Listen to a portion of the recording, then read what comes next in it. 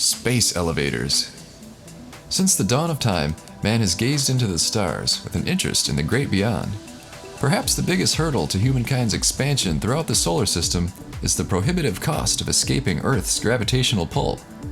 The problem is that rocket engines work by jettisoning mass in one direction to generate thrust for a spacecraft in the other, and that requires huge volumes of propellant, which is ultimately discarded but also has to be accelerated along with the spacecraft. Seems like there's got to be an easier way, right? And maybe there is. If you're watching this video, you're probably interested in space elevators. Can they help? Are they really possible? The simple answer is yes. They are possible, perhaps inevitable, and they can help. Let's start with how a space elevator works. The space elevator would have to be situated on the equator in order to sync up properly with the Earth's rotation in what's known as a geostationary orbit. From this orbit, about 20,000 miles out, you need to run a cable made of the strongest, lightest material you can find down to Earth.